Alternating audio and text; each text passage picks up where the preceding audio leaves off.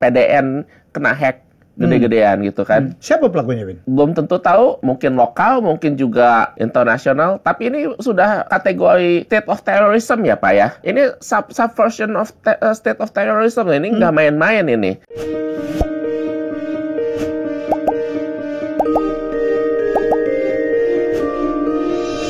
Ya, tamu saya adalah seorang yang cukup misterius sih. Saya nggak tahu dia sehebat itu. Kita akan gali banyak. Ini dia yang sekarang lagi top, namanya Mr. E. Edwin Permana.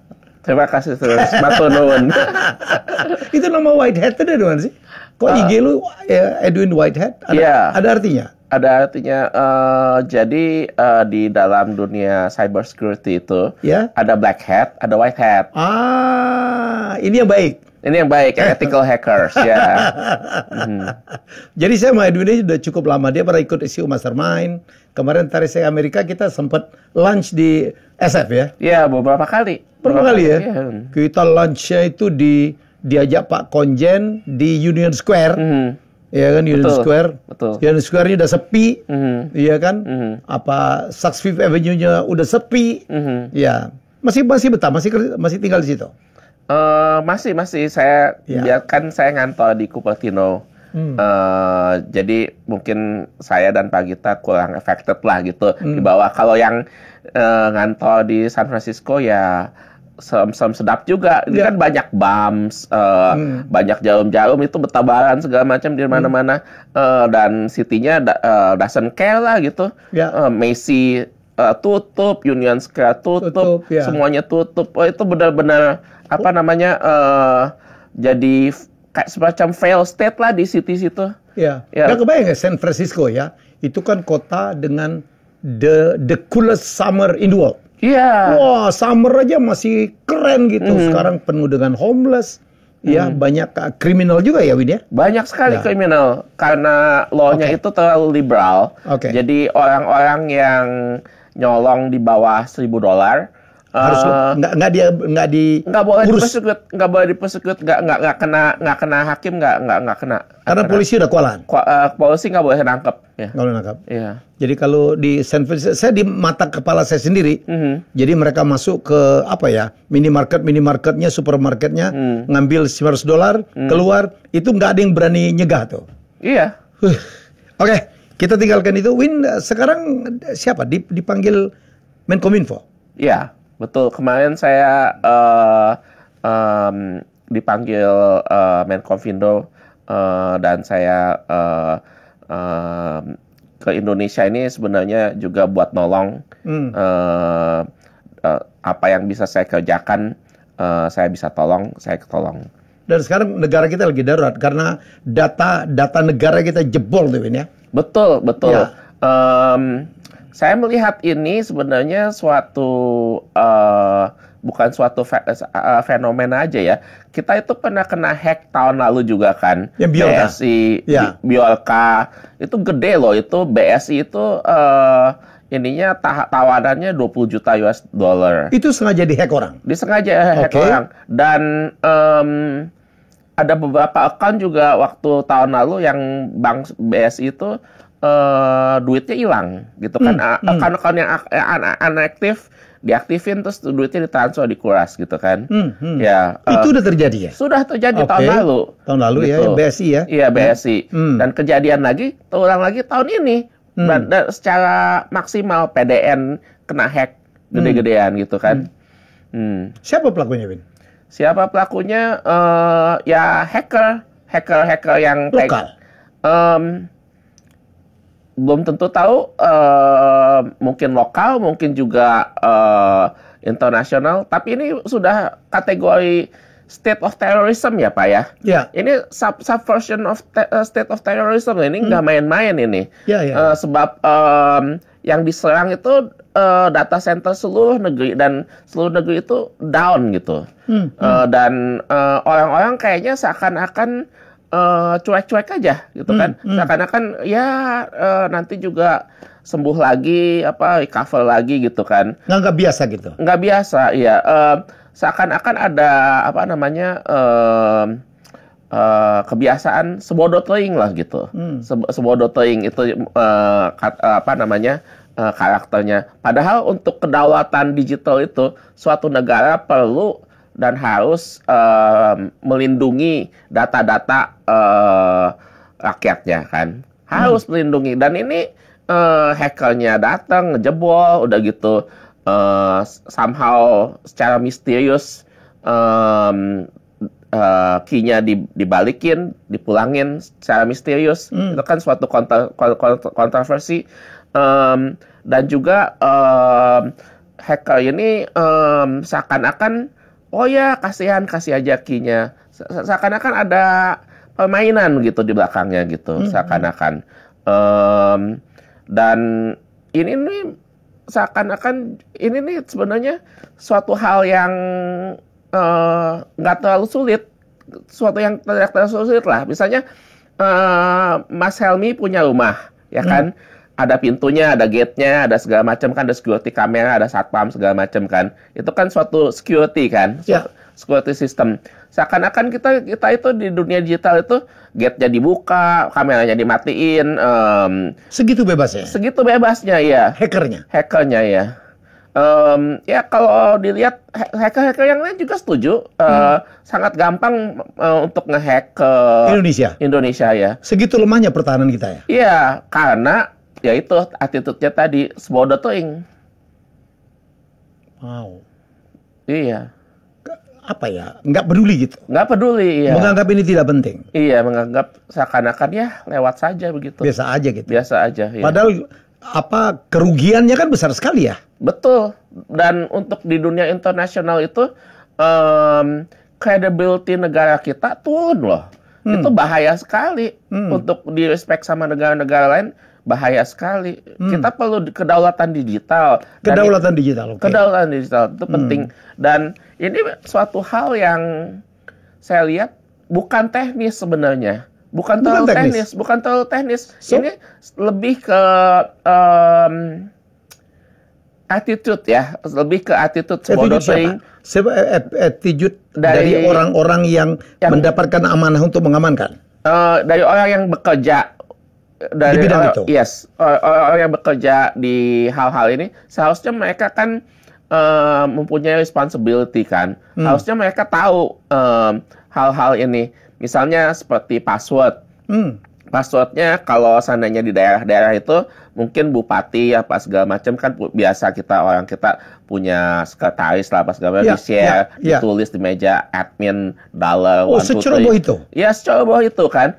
Mestinya kalau secara solusi ada solusi yang sederhana kan bisa aja ya passwordnya dibuang aja passwordless kayak zaman sekarang kan udah modern pakai biometrik semua. Telepon Pak Helmi aja kan nggak ada passwordnya kan tinggal pakai muka FaceTime udah buka sama server-server yang lain kalau mau di-secure passwordless aja gitu pakai biometrik semuanya kan jadi kalau pakai password kan bisa dicuri. Kalau biometrik relatif sulit untuk relatif sulit untuk diretas. Diretas orang. Yes. Udah ketahuan motifnya apa sih? Dari hacker-hacker ini? Satu hacker atau beberapa hacker nih yang ngerjain? Untuk mengerjakan seperti ini pasti itu adalah satu grup ya, nggak mungkin satu orang saja. Dan yang menjadi perdebatan itu adalah kalau seandainya itu state actor. Ya, kalau jadi state actor. Apa itu maksud state actor? State actor itu hacker-hacker ini diboncengi oleh kepentingan politik, betul. Itu yang bahaya. Itu luar biasa bahaya sekali. Dan itu mengancam keamanan nasional, mengancam data masyarakat kan. Itu luar biasa sangat ancaman kedaulatan lah gitu. Kalau di Europe mereka law-nya ketat sekali kan. Begitu ada break, government langsung mesti announce ada fire drill-nya, gimana mengatasinya gitu kan. Semua identity semuanya diganti orang langsung segala macam. Kalau kita kan belum ada preventatifnya. Kalau udah kena hack gini, data kita dijual ke dunia maya, apa preventatifnya kan KTP kita nggak diganti, nomor itunya kita nggak diganti, apa segala macam nih account nggak diganti kan, jadi susah gitu. Kita nggak ada proteksinya jadinya. Wow. Udah berapa lama di Indonesia? Ya udah hampir kira-kira 3 minggu. Dari bolak-balik ke Kemenkominfo. Iya, bolak-balik. Udah bertemu Pak Menteri berapa kali ya? Sekali. Ya. Habis itu dengan direktur-direkturnya. Iya, betul. Jadi saya kasih rekomendasi yang simple-simple aja dan secara teknis tuh gampang sekali buat implementasi gitu. Nggak usah susah-susah banget. Ya kan gampang, misalnya itu ini masalah suatu keteledoran lah. Keteledoran. Ya. Atau ketidakpedulian dari attitude-nya juga. Ya. Jadi itu mestinya suatu yang diedukasi ya. Suatu yang mestinya ditrain, diedukasi untuk masyarakat dan terutama untuk pemimpin teknis di pemerintahan supaya lebih peduli, lebih aware gitu. Terutama lembaga-lembaga yang memang diminta untuk menjaga kedaulatan data ini ya. Betul, itu amanah kan? Amanah ya. Amanah, itu penting sekali. Kalau di negara lain kayak di Europe ada data breach, wah langsung identitinya diganti, driver license diganti, password semua ganti, langsung di reset semuanya. Ini ada juga nggak di samping ketidakpedulian, mungkin ketidakkompetenan dari orang-orang yang harusnya menjaga ini? Ya, kalau soal kekompetenan mungkin juga, tapi saya melihat lebih dari sisi karakter, yaitu mereka nggak gitu peduli, sebodoh teing, dan juga keteledoran. Lebih ke sana ya. Sebab teknologi lebih gampang, kita bisa train siapa saja, itu suatu hal yang mudah. Tapi kalau udah ngerti teknologinya pun, orangnya nggak peduli, orangnya teledor, nggak ngeset password, nggak nge-backup server. Backup server itu kan harus yang dihack itu kan antara dua pihak, antara server providernya dan institusinya, itu dua pihak itu harus menyediakan backup dua-duanya. Itu udah. Jadi kalau dihack orang kita punya backup. Iya. Dan dananya ada kan? Dananya ada. Kalau seandainya misalnya nggak pakai mesin sendiri kan bisa ada AWS, server, ada AWS server yang buat backup itu, yang buat government, special buat government. Pemerintah yang besar kayak Amerika, Europe, segala macam, semua negara pakai itu government cloud, special buat government. Jadi secure sekali, semuanya diperhatiin, security-nya segala macam, dan nggak mungkin dihack sama orang buat backup itu. Itu solusi yang sederhana dan sangat murah. Server itu kan milik negara lain ya. Ada nggak kemungkinan kekhawatiran bahwa akan dimiliki negara lain, bahwa data kita juga akan bocor ke negara pemilik server? Bisa, ada resikonya, bisa juga. Sebab di dalam kepemilikan data itu, di mana lokasi si server itu juga menjadi perdebatan siapa pemilik datanya kan. Data ownership itu menjadi suatu perdebatan. Tapi kalau seandainya cloud providernya udah menginsure, ini kalau government cloud, ini belong to the government. Contohnya ya kayak termasuk yang penyedianya pun nggak boleh buka, nggak boleh buka. Kalau kayak AWS Secret Cloud yang buat government, itu sampai yang secure kayak NSA pun berani pakai, CIA pun berani, Mossad pun berani pakai. Kenapa? Karena mereka menggaransi ownership datanya itu ya untuk government dan mereka sendiri nggak bisa lihat, begitu. Namanya juga Secret Cloud kan, buat government. Oke. Ya. Wow, apa yang direkomendasikan oleh Edwin Misteri untuk ke depan tidak terjadi lagi pembobolan data negara, data publik ya? Ya, sebenarnya saya melihat lebih dari kacamata karakter ya. Orang-orang itu harus dibikin lebih edukatif lah, lebih aware bahwa security itu penting di dunia digital gitu. Jangan sampai data-data kita hilang lagi seperti ini gitu kan. Dan juga diperlukan suatu mungkin training yang continuous di mana juga ada sertifikasi gitu dari pemerintah. Kalau seandainya ada feedback misalnya contohlah kayak di kesatuan di ABRI gitu kan, ada sidak kan dari komandan-komandannya. Oh, kesatuannya gimana? Sidak. Oh ya, beres komandan di ini semua. Ya kita perlu sidak juga gitu dalam bentuk sertifikasi di dunia IT gitu. Jadi ada audit, ada accountability yang bisa di-trace begitu kan. Kalau seandainya nanti masih bolong, ya itu ketahuan kan. Dan bisa lebih baik direparasi sekarang daripada nanti kalau udah kena hack bagaimana begitu kan. Dan juga yang kita perlu antisipasi juga kalau sudah kena hack itu antisipasinya bagaimana? Jangan sampai sudah kena hack lantas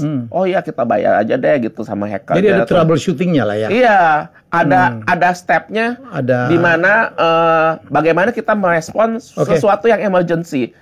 Bagaimana kita berpikir jernih dalam keadaan bahaya. Jadi emergency plan-nya itu harus ada ya kan? Betul. Itu yang tidak ada. Itu yang tidak ada. Iya. Oke, wow. Katanya akhirnya Edwin mau ada membuat seminar tentang hacker. Ya, itu untuk mengedukasi masyarakat lebih secara general tentang pentingnya security. Ya. Kalau kemarin respon ya, begitu data negara, data masyarakat kita jebol gitu, banyak sekali hacker-hacker Indonesia gitu, anak-anak muda jago IT yang menawarkan diri. Jadi mereka adalah mungkin white hat juga ya, orang yang punya anak-anak yang punya kepedulian, mestinya ini bisa kita jaga, anak-anak muda kita bisa jaga. Jadi kalau digital talent dalam bidang cyber security, menurut Edwin, apakah kita cukup banyak? Cukup banyak.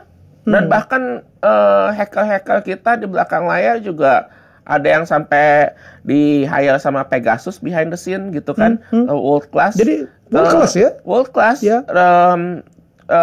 Itu perlu kepedulian pemerintah kita lah untuk meng-hire dan mempergunakan anak-anak bangsa ini, talenta-talentanya untuk mengamankan security kita, digital kita, dan juga untuk mengamankan data-data kita gitu. Dan mereka, saya lihat nasionalisme mereka tuh, masih bagus ya. Termasuk hacker-hacker Indonesia yang berada di luar negeri ya. Betul. Yang di dalam negeri pun saya banyak lihat yang banyak yang nasionalis. Misalnya waktu itu ada yang demo tentang Indosat kemahalan ininya plannya, jadi dihack sama dia supaya free gitu kan. Ada yang kayak gitu-gitu banyak dari beberapa puluh tahun yang lalu saya udah lihat gitu. Itu maksudnya supaya mengekspresikan demonstrasinya dia gitu kan. Banyak yang punya talenta dan itu seharusnya dipergunakan sama pemerintah. Pemerintah ya. Supaya tidak terjadi lagi. Betul. Jadi mestinya apa ya? Cuman membuat program strategi yang jelas gitu ya. Jangan-jangan ini kan orang cuman kalau ngelihat ini kan dicolong terus passwordnya dikembaliin, ya kan? Jadi kadang-kadang kita menebak ini motifnya apa? Apa cuma untuk ngetes, untuk memberitahu kalau pertahanan cyber security kita itu masih banyak yang harus diperbaiki, masih lemah gitu kan? Betul. Bisa jadi. Betul. Salah satu message-nya itu. Dan mungkin juga ada message yang lain yang lebih tersirat ya di dalamnya, bahwa mungkin ada political motive mungkin. Saya kan nggak tahu, sebagai state actors mungkin bisa jadi kalau itu lebih bahaya. Oke. Baik. Kasihan aja kemarin ada bank yang dibobol ya, kemudian ada rekening-rekening yang kita tahu saldonya lenyap, itu terjadi ya. Jadi kan kemarin yang pertama kena itu kan imigrasi kalau nggak salah ya. Betul. Sampai kewalahan begitu. Tapi untung imigrasi punya backup. Dan backupnya di AWS. Karena itu murah dan cepat. Dalam waktu 4 jam mereka bisa restore. Jadi kalau Anda kena hack, Anda punya contingency plan yang jelas. Contingency plan, Itu kayak fire drill lah. Ada kebakaran, responnya gimana? Gitu kan. Sama ini hacking drill lah, gitu kan. Kalau Anda punya plan ini dalam keadaan emergency, Anda punya backup, ya Anda bisa recover lebih cepat, kan. Ada plan B-nya. Dan itu yang mestinya orang-orang eksekusi. Apalagi untuk pelayanan masyarakat ya. Betul. Dan dananya ada, tinggal Dananya ada? Dananya ada. Apa yang memotivasi seorang Edwin? Udah berapa tahun di Amerika? Oh, saya udah lumayan lama, udah 30 tahun. 30 tahun. Tapi pulang pergi banyak sekali. Dan ini mau kembali hanya untuk membantu negara? Ya, betul. Jadi terima kasih banget ya. Jadi saya tuh nggak tahu, ternyata Edwin itu yang saya kenal sehebat itu ya. Terima kasih Pak, terima kasih. Dulu Edwin pertama kali katanya kalau nggak salah di IBM atau Wells Fargo sih? Betul. Waktu pertama kali ke Amerika ya? Karir saya bekerja di IBM, di hire di IBM. Kebetulan di IBM saya dapat scholarship. Oke. Jadi saya bisa sekolah lagi ke Stanford. Stanford. Ya. Sekolahnya Pak Gita tuh ya? Sekolahnya Pak Gita ya. Pak Gita ngajar di sana sekarang ya. Ya. Jadi lecturer. Habis IBM ke kemana? Habis IBM katanya ke PayPal. PayPal-nya Elon. Ya, ke X.com dulu. X.com juga. Ini punyanya Elon juga ya? Iya, punyanya Elon. Waktu itu dia merger sama Conventi. Belum sekaya sekarang ya? Iya, waktu itu belum. Jadi di tengah-tengah jalan, di tengah-tengah Starbucks, X.com ketemu sama Conventi, merger jadi PayPal. PayPal, oke. Ya, sesudah jadi PayPal, jalan. Udah gitu, kebetulan Elon ditendang sama Peter Thiel karena Peter Thiel lebih disenangi timnya. Habis gitu PayPal pun dibeli sama eBay. Sama eBay. Iya. Akhirnya Edwin ikut ke eBay juga. Ya. Ketemu juga dengan bosnya eBay. Ketemu Pierre Omidyar dan Margaret Whitman ya, CEO-nya. Margaret Whitman ya. Margaret Whitman itu CEO yang sangat bagus, sangat visionary dan eksekutor yang sangat bagus. Habis dari eBay kemana lagi? Habis dari eBay saya sempat kerja ke startup namanya Zynga. Zynga, oke. Ya, Series A, Series B ya. Dan sesudah itu saya memutuskan untuk bikin company sendiri sebentar. Dan kebetulan venture-nya itu dibiayai sama Apple juga, jadi dibeli balik ya. Wow, hebat banget loh, Win. Ya, biasa-biasa banyak orang seperti saya di Silicon Valley. Cerita sama gue kalau lo dulu tuh hebat banget gitu. Kita WA-WA-an. Kita nggak pernah ngomongin ini, kita ngomongin politik. Ini pasti ini Donald Trump banget ya. Iya, betul. Donald Trump. Betul.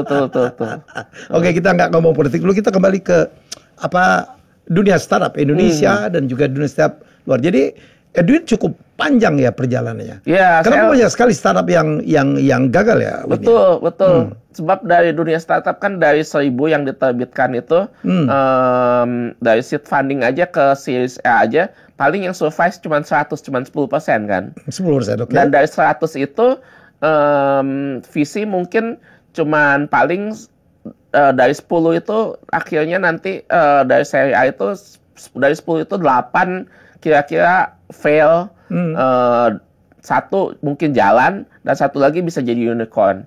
Memang bisnis model dari 1000 kan, nih? Iya, dari 1000. Dari 1000. Cuman dua paling satu jalan ya lumayan untung lah biasa aja, satu lagi yang unicorn.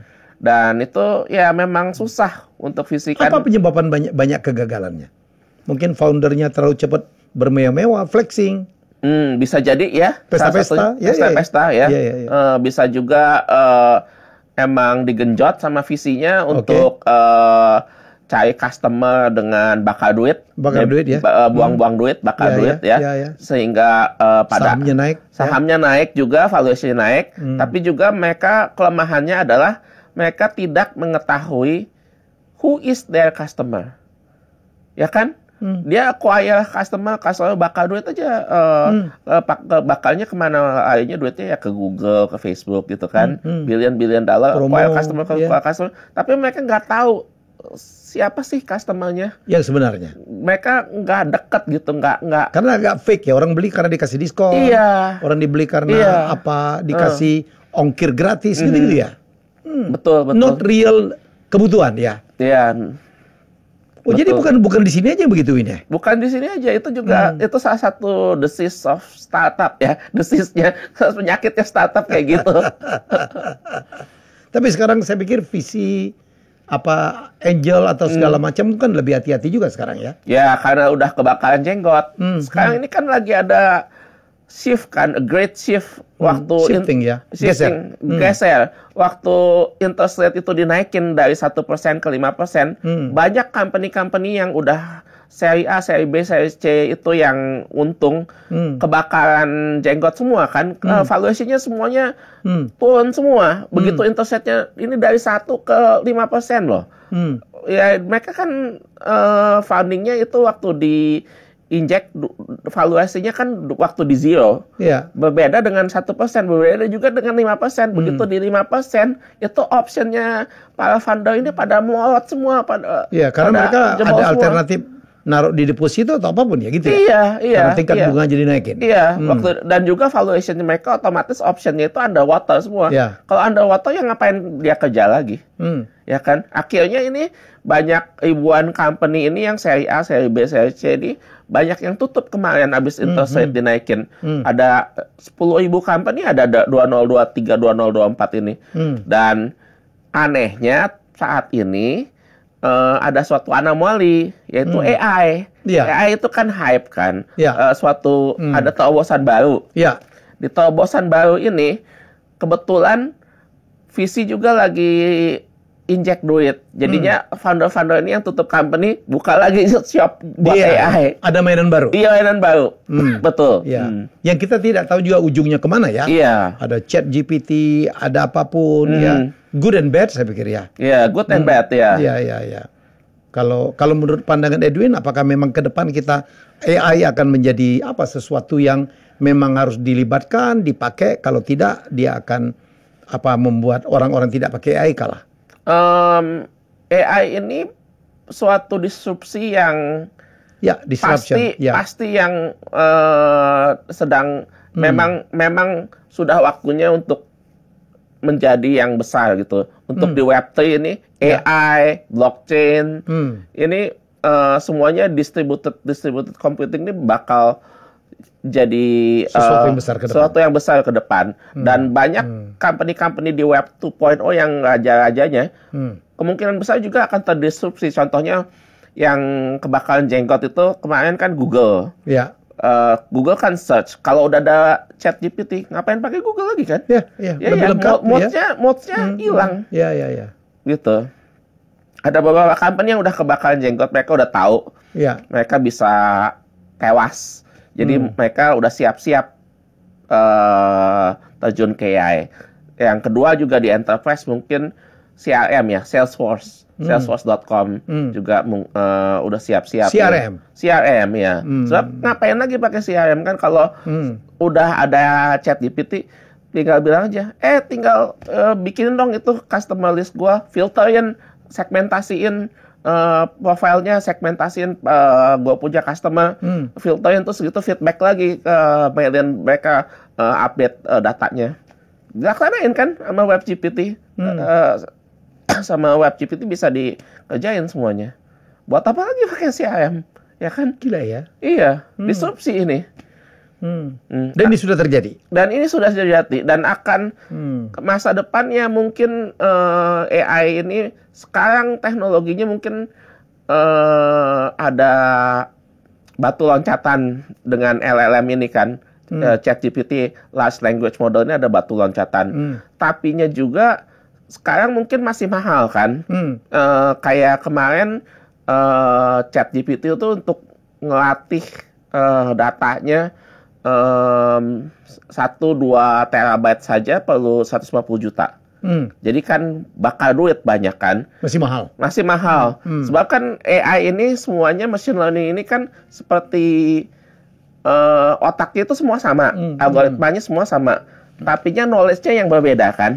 Jadi seperti bapak ngirim anak sekolah, tapi anak sekolahnya ini AI-nya di sekolahin misalnya diisi YouTube channel Helmi Yahya gitu kan. Jadi dia dapat pelajarannya kan. Habis gitu dia bikin rule-nya sendiri. Habis gitu kan. Oh ya, ini belajar ini. Habis gitu dia baru bisa jawab gitu kan. Nah, itu training cost-nya itu yang mahal sekarang. Sekarang ya. Makanya Nvidia juga stoknya naik. Karena Nvidia sebagai hardware provider, dia yang bikin hardware untuk AI training ini. Begitu. Nvidia. Nvidia. Jensen Huang menjadi superstar baru. Betul. Betul, ya. Stanford juga ya? Iya, Stanford juga. Ya, tukang cuci piring di Wendy's ya? Betul. Atau Dennis. Di Dennis, ya. Dia bikin startupnya di Dennis. Amazing loh. Amazing. Dia bikin nyusunnya tuh di Dennis, tukang cuci piring. Sekarang jadi superstar. Ini kayaknya ancamannya Elon nih, tipe-tipe gitu kan. Pakai jaket kulit. Jaket.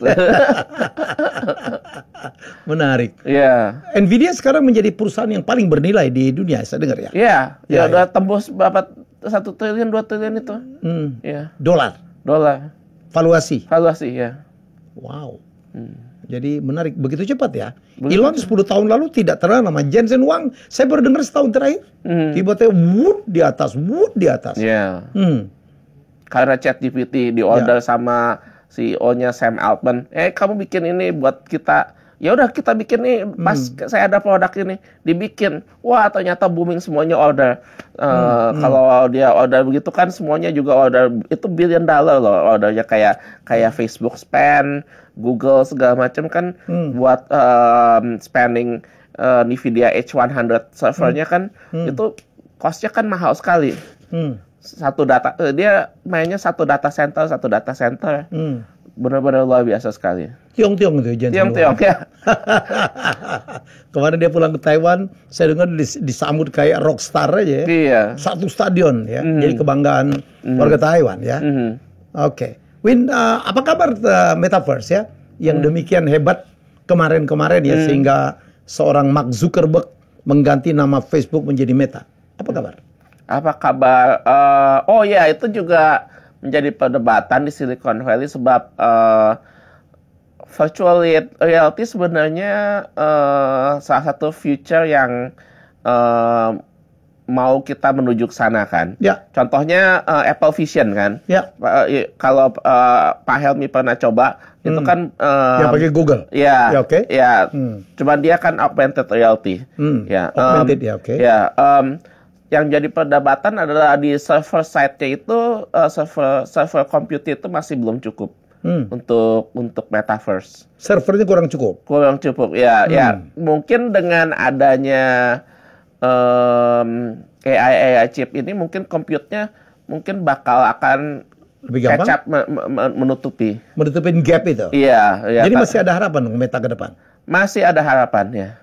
Ya, masih ada harapan. Tinggal bagaimana kalau jualan semua barang kan kalau bisa cost production itu harus mesti lebih murah daripada barang yang dijual kan, supaya untungnya gede, gitu, marginnya gede gitu kan. Kalau harga server electricity-nya sama cost engineering-nya masih mahal, dia juga jualnya susah kan. Mungkin kalau enterprise ya nggak apa-apa karena marginnya gede. Kalau untuk business to consumer ya cukup susah gitu kan. Masih kendalanya masih mahal di situ. Gitu. Tapi harga teknologi selalu cenderung menurun ya dari waktu ke waktu ya. Betul, dengan waktu dulu mahal sekali, sekarang menjadi terjangkau. Sekarang jadi nature-nya kan begitu dong. Nature-nya begitu, ya. Jadi tinggal tunggu waktu sebenarnya. Tinggal tunggu price point-nya nanti seberapa, dia udah kapasitinya berapa. Kalau udah turun sampai segini ya, kalau bisa untung ada bisnis model baru yang bisa dijualkan. Ya itu yang jadi turning point-nya. Edwin kan cukup lama di Amerika ya, lebih dari 30 tahun. Ya, kalau politik gue nggak mau nanya lah. Karena ngapain juga gue nanya sama Edwin. Walaupun kita kalau di WA paling seru ngebahas itu. Mulai Trump ditembak segala macam, teori konspirasi whatsoever. Saya ngelihat bagaimana orang Amerika, Edwin kan di Amerika, melihat ancaman kemajuan dari China. Saya dengar 33 dari 41 industri kritis itu udah dikuasai oleh China. Is it true? Betul. Ya. Betul. Makanya juga respons mereka juga berespon kan. Makanya kayak vice presidennya Trump dan Trump sendiri juga merasa terancam. Speech-nya JD Vance begitu langsung diangkat ya. Nah, dia langsung, ini bakal vice presidennya Trump ya. Sudah dipilih. Sudah dipilih. Jadi vice presidennya Trump ya. Dia juga langsung speech-nya mengatakan, ini ancaman, China ini ancaman. Ya. Jadi mereka juga udah aware loh, udah jelas, mereka sadar. Ini ancaman, dan mereka pasti mesti merespon. Ya, ya semoga terjadi balancing ya. Iya. Ya, jadi jangan kayak Biden itu asiknya perang. Cina diam-diam nggak pakai perang, udah menguasai dunia. Betul. Dan juga menguasai Amerika sebenarnya udah kalah dengan fentanyl ya. Iya. Fentanyl itu juga great, benar-benar failure yang besar sekali tuh. Bisa kebobolan fentanyl, masa bisa sampai sebegitu banyak di West Coast, di East Coast semuanya jadi zombie semua. Iya. Oh iya. Karena apa? Menurut saya super inflasi di Amerika. Ya kan? Apa inflasinya besar sekali. Kemudian industrinya saya pikir apalagi yang Amerika yang diandalkan. Saya baca tadi artikel Amerika tuh cuma unggul di apa aircraft ya, apa industri alat perang sama peluncur roket doang katanya. Sisanya udah diambil oleh China dan beberapa negara-negara lain di Eropa ya. Ya betul. Betul. Dan itu pun untuk para pakar militer, mereka juga melihat bahwa lama-lama industri militer Amerika juga terlalu kemahalan kan. Rocket launchers dia nge-charge-nya 300.000, kalau seandainya yang lain bisa cuman nge-charge dari Iran cuman 5.000, ya mending pakai yang Iran dong. Kalau perang launching aja 10 kali pasti menang. Iya. Belum lagi saya kaget kemarin kunjungan ke Houston, ternyata NASA aja sudah harus berkolaborasi dengan SpaceX-nya Elon ya. Iya. Jadi sebagai negara gitu Amerika tuh tidak sepowerful sebelumnya ya kan. Begitu ya.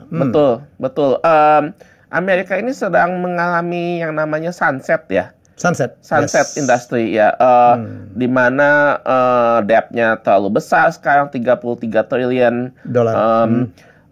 Juga dia punya nuclear power plant semuanya bakal expire 2030, dia perlu ganti.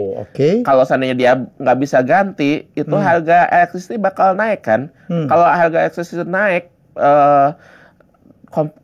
competitive advantage dia di mana? Kan itu dia produksi barang apa segala macam kan 70% berdasarkan energy cost. Kalau energy cost-nya naik aja, dia punya production cost otomatis naik, nggak kompetitif lagi.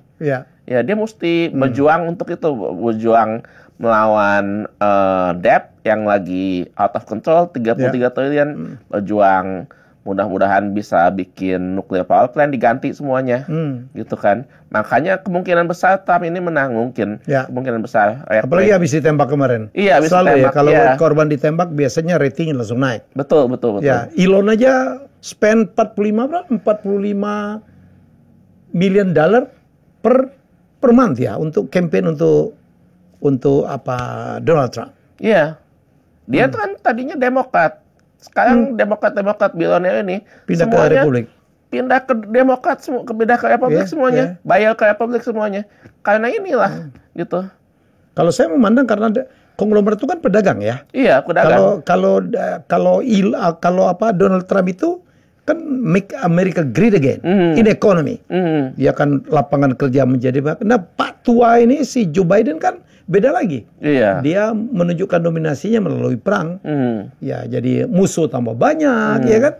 Ya, timbul apa ya gerakan-gerakan menentang kayak apa dedolarisasi dan sebagainya. Terasa ya Win di sana ya yang nganggur banyak ya. Nganggur banyak sekali ya. Living cost menjadi sangat tinggi. Ya, dan terutama yang untuk Generation Y yang masih muda-muda lulus college itu banyak yang nggak dapat kerjaan, Pak. Jadinya ini suatu fenomena di mana mereka ini pasti akan vote Republican akhirnya. Demokrat ini pasti mesti kedongkel semua. Dan saat ini Trump dan Vice Presidennya J.D. Pence itu kan terbitan dari Peter Thiel. Dia pernah attend lecture-nya Peter Thiel di Yale Law School kan. Titipan Peter Thiel itu cuma 3 sebenarnya untuk mensolusikan keadaan krisis Amerika ini di sunset ini. Ya satu itu memperpanjang hutang 50 sampai 100 tahun, terbitin bond 50 sampai 100 tahun. Oke. Nggak usah sampai, jadi yang 10 tahun, 30 tahun itu diperpanjang. Extend supaya extend dia punya payment. Jadi tidak jadi beban. Supaya jangan ada peperangan budget lagi tiap tahun kan. Senatnya sama House kerjanya berantem buat budget kan. Jadi nggak usah berantem itu. Itu pertama. Yang kedua, dia suruh Trump supaya drill oil. Kenapa? Karena menurut Peter Thiel dalam 2045 harga minyak akan jadi zero. Jadi dia mau ambil ekstrak semua oilnya, dia jual buat bayar utang. Dan Amerika tuh deposit oilnya kan banyak sekali. Saya dengar termasuk yang paling tinggi kan. Iya. Apalagi di Alaska kan, Texas dan sebagainya. California juga. Iya. Nggak pernah di drill oil. Selama ya. ini mereka mau energi terbarukan, nuklir segala macam ya. Betul. Jadi back to fossil oil. Back to fossil oil ya. Untuk menyelamatkan, untuk membayar hutang. Kalau nggak dibayar kan hutangnya. Itu. Yang ketiga itu adalah dia mau supaya nuklir power plant-nya ini di-renew. Soalnya kalau nggak di-renew 2030, cost of electricity naik pasti. But ini investment, right? Iya. Dan butuh investasi besar juga. Butuh investasi, makanya dia tidak murah. Dia mesti jual oilnya, dia mesti jual oil, dia mesti perpanjang bond, dan dia mesti ganti baru semua nuklir power plant-nya. Itu strateginya dia. Emang benar, saya percaya kalau seandainya ini bisa dilaksanakan, seenggaknya Amerika akan membaik lah. Amerika akan membaik ya. Saya kemarin baca satu tulisan bahwa gaji average pegawai Amerika tuh habis untuk sehari-hari. Jadi nggak ada lagi deposit, nggak ada lagi investasi. Karena semua naik ya, harga energi naik. Terus yang nganggur banyak ya, karena banyak perusahaan tutup ya. Apalagi retail pada tutup, saya dengar ya. Nordstrom tutup ya. Jadi menurut saya alangkah banyaknya pengangguran nih, Ben. Dan ini akan menjadi satu masalah krisis sosial juga untuk Amerika ya. Iya, terutama di blue state, kemungkinan besar mereka akan jadi fail state di blue state kayak California. Company-company-nya pada kabur ke Texas semuanya. Kenapa? Karena pajak lebih murah. Bukan karena pajak, mereka bilioner-bilioner ini bilang kita rela nasionalis dipajakin 50% pun kamu ambil nggak apa-apa, tapi jangan diktatorin kita. Jangan bikin peraturan-peraturan sosialis yang aneh-aneh. Semacam? Semacam ya itu kayak toko dirampok boleh-boleh aja di bawah $1,000. Terus begitu fentanyl user, drug user boleh di mana-mana. Homeless boleh di mana-mana. Itu nggak boleh. Itu society jadi fail itu kalau dan mau membubarkan polisi. Itu kan suatu tindakan yang ekstrim untuk ke kiri kan. Itu yang bikin fail sebenarnya. Fail state ya. Lama-lama yang blue state fail, yang red ini growing malahan. Texas menjadi heaven juga ya. Iya, Texas, Florida jadi heaven ya. Oke. Dan kemudian apa yang juga menarik ini adalah kemarin gerakan-gerakan mahasiswa profesor di Ivy League ya, di universitas hebat-hebat gitu. Mereka komplain gitu terhadap hipokritnya mereka menghadapin kasus Palestina. Betul sekali, betul. Itu sudah diprediksi oleh Peter Thiel dan deputinya dulu di PayPal, vice presidennya. Mereka bikin buku tahun 1993, bukunya tahun 1993. Judulnya? Judulnya tentang culture, something saya bisa kasih di Amazon. Itu dia udah tulis di situ, dan benar kejadian 2024. Dan sesudah itu banyak jurnalis yang interview dia. Oh ya Pak, Bapak udah kasih tahu wanti-wanti tahun 93 ini akan terjadi, dan benar kejadian terjadi atas researchnya dia. Luar biasa sekali. Ya. Dan jadi sama Peter Thiel ini sama dengan The Simpsons ya. Iya, bahkan lebih akurat. Ramalan The Simpsons suka terjadi. Ya, Simpson itu salah satu fenomena juga ya. Maksudnya salah satu screenwriter-nya itu katanya juga CIA, katanya bekas CIA. Jadinya dia punya inside information. Dia tulis, oh ya Donald Trump bakal jadi presiden, atau berapa tahun kemudian benar terjadi kan. Iya. Itu kan yang membuat orang percaya dengan teori konspirasi elit global gitu. Jadi sebenarnya itu udah di-plan gitu kan. Bagaimana peran Hollywood, gimana peran IMF dan sebagainya gitu. Jadi itu jadi ditulisnya memang udah pesenan, tahun sekian akan jadi apa, tahun sekian jadi apa. Ada juga orang namanya juga teori konspirasi gitu. Iya. Oke Win, udah hampir 50 menit kita ngobrol, masih banyak topiknya. Jadi ya saya atas nama teman juga dan juga mungkin masyarakat Indonesia mengucapkan terima kasih. Seorang Edwin Permana yang expertnya dari bidang cyber security, terpanggil untuk pulang, masih mau pulang gitu, untuk membantu Indonesia dalam rangka mengatasi jebolnya data nasional. Ada yang disampaikan mungkin terakhir, mungkin semacam closing statement? Saya sih kalau mau tolong aja gitu. Saya ikhlas dan saya ingin supaya negara ini menjadi lebih baik ke depannya. Edwin itu tetap warga negara Indonesia? Warga negara Indonesia, ya. Wow, tidak melepas? Tidak pernah melepas. Saya nasionalis, Pak. NKRI garis lurus. Jadi tolong bangsa ini gitu ya. Oke, semoga apa yang terjadi kadang-kadang kalau di negara tertentu kalau ada hacker berhasil nembus data negara itu malah dikasih apresiasi ya. Betul. Kayak nggak usah jauh-jauh Pak, kayak di Apple sendiri untuk yang bisa meretas iPhone, untuk yang mereka cari hole-hole yang bugs yang sangat susah itu. Dapat sayembaranya bisa sampai $1 juta. Dikasih hadiah? Dikasih hadiah, bener. Artinya masih bisa jebol? Masih bisa jebol. Mereka sadar itu bisa jebol. Dan mereka sayembarkan supaya cari di mana tuh itu bolongnya. Bolongnya. Bahkan yang kecil-kecil pun yang $250,000, $100,000, mereka publikasiin. Ini loh, ayo cari hole-nya di mana. Nanti kalau gitu kasih tahu kita bayar kamu. Keren ya. Iya. Jadi sikap yang luar biasa ya. Betul. Jadi untuk diperbaiki. Bukan dijebol doang. Bukan dijebol doang. Iya. Thank you, Edwin. Thank you, Pak. Ya, nanti ngundang-undang ya. Ya. Jadi terima kasih. Semoga kita belajar banyak. Jadi saya yang maksa beliau. Udah lalu semputin ke studio gue biar orang tahu ada orang Indonesia demikian peduli. Nomor 2, apa yang harus dilakukan ya terhadap bencana saya pikir yang terjadi kemarin. Kita jumpa lagi dengan tamu saya selanjutnya. Bye-bye. Terima kasih sudah menonton Helmi Bicara. Jangan lupa untuk like, komen, share, dan subscribe.